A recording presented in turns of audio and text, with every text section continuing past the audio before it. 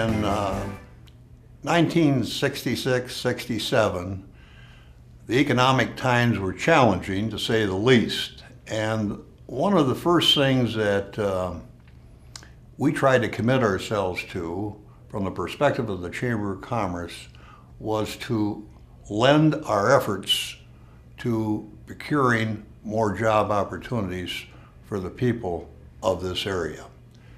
You show me a progressive city, and I'll show you a good, active Chamber of Commerce. Well, I was president 3 years after I arrived in Big Rapids, and so during my term as president, I had to terminate his employment, and so I became the director as well by default. The biggest thing we had was the budget and trying to keep enough membership, because at that time it was the Big Rapids Chamber of Commerce, not the McCosta County, and so our business listings, or the number of members, was rather small, and so financial was the biggest issue, as well as having a good manager. During that time, after we terminated the previous manager, we hired Norm Mason, which history has shown was a really great move, and he more than earned every cent he ever got, and we became very good friends as a result of it, and I certainly miss him today. I joined the Chamber shortly after I arrived in town in '73. Ultimately, when they asked me to be president in '77, we were very fortunate to have Norm Mason as our executive director, a quasi full-time employee. He did a wonderful job, and it allowed me, as a young lawyer struggling to make a buck and put in the time he needed to put in the office to still serve as president of the Chamber of Commerce. When I became president in 1980, one of the things they were trying to establish perhaps a little more was the connection between the community and Ferris State. And we were working on expanding the Chamber's outreach, because when I was president in 1980, we were the Big Rapids area Chamber of Commerce. And then, we were working so hard on this, involving Ferris State more. Well, then we just kept rolling and decided to bring in the entire county as our, we said, why stop at the boundaries of Ferris? Let's just keep going, because we had some pretty active people on our chamber board, actually, from the outlying areas. And so I stayed on a second year in 1981, and that's when we became the McCosta County Area Chamber of Commerce. Norm Mason had been the longtime executive director of the Chamber of Commerce. I don't know how many years Norm was there, probably 10, 15 years.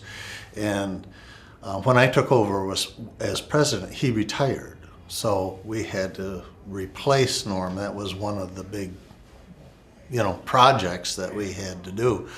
And I hired the first female executive director of the chamber, which was a little, I don't want to say controversial, but different back at that time, because typically the chamber execs had always been men.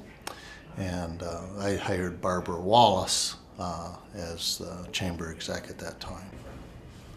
Well, if I remember that back in the early 80s, there was certainly not as much stuff then around here as there are now. I mean, Perry Street was just getting started. The streetscape, and I don't remember whether it just got started or was still in the planning stages.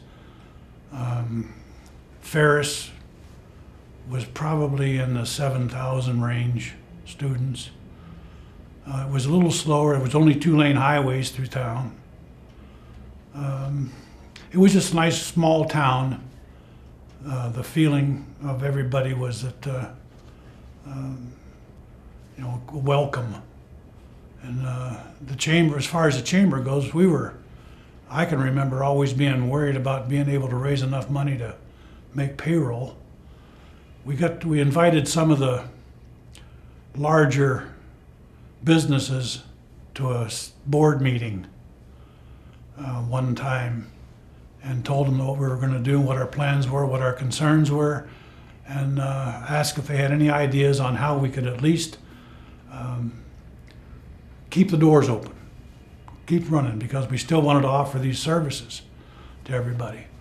And I don't remember who it was that actually came up with the idea, but that's when the holiday gala came about. Well, I think my biggest challenge as president was working with all the other chamber board members at the time to continue to form a stable base from which we could serve the business community.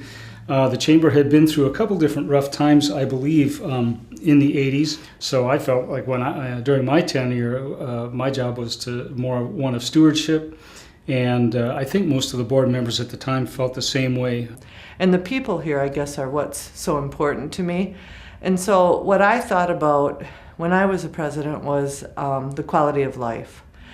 And I really felt like if we had a really good quality of life here, which we already did, but if we continued to build on that, that it would benefit the business community for the chamber. I think one of the greatest successes during my time at the chamber, I know, and it probably started a little bit before and even after my time, was that the leadership MCACC classes began, and I was part of, I think, the second class of that. And it was a really cool tool for teaching people about the county. Yeah, I was fortunate enough to serve when we had record membership, and it was right before the economy took that negative turn. One of the things that we tried to do was we could start to see the economy starting to soften, so we decided not to increase rates to try to protect membership. We were also developing and expanding different types of membership. We introduced the premium memberships, the platinum, the silver, and the bronze, trying to bundle what your dues would net you in terms of tickets to the gala or a foursome in the golf outing. Just tried to make it easier for some customers to do business with the chamber. I think my first experiences where the chamber influence really caused me to take notice and want to put more of myself into building it and building our community happened on two levels. First, it happened because I came into the role of Director of Alumni Relations for Ferris State University, which is obviously based in Mecosta County, and came to know that a great number of our most involved and supportive alumni were also business owners. The Chamber of Commerce was always hovering at the center of activity, always hovering at the center of support, rallying momentum both from a community and a university, and sort of being that I would call center point for things people could feel good about when reflecting on why such a vibrant business community is important in a town where Ferris State University has the influence it does. And I wanted to be a part of that right away. The biggest success of that year by far, and it's still a huge thing, I personally didn't have anything to do with it, so I'm not taking any credit for this, but Anya Wing, the director at the time, and Carlene Rose got the band of locals started in that year. And so we started kind of looking into that. What can we do, in the first part of the year? What can we do to make sure that we, keep dollars local? What I found is our chamber membership was very strong, worked on some great ideas, very innovative ideas, collaborated with all of the different community groups and different community projects.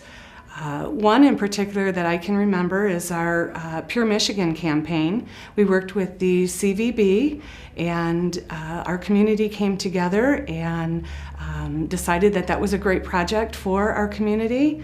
And I think that was a very positive impact on us and will continue to be a positive impact going in the future. I think the biggest success of the chamber continues to be the amount that we are involved in and continue to be involved in. The number of volunteers that come out and support the chamber, that work on behalf of the chamber. The street signs say, it's a great place to live. And I think that's just echoed in every day in the way that people carry themselves, the way that people care about our community in our area. You've heard from past chamber presidents and some of the things that they were noted for during their term, some of the things that the chamber accomplished while they were president.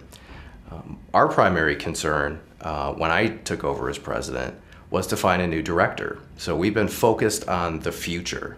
And the future for this chamber is very, very bright.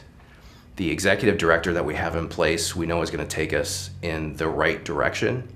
And that direction is hopeful, it's positive, and we're going to endeavor this next year to make the Chamber reflect the community and all the great things we know about Mecosta County, our business community, our philanthropy, our generosity. So the future of your Chamber is very bright, and we hope it's bright for another 75 years.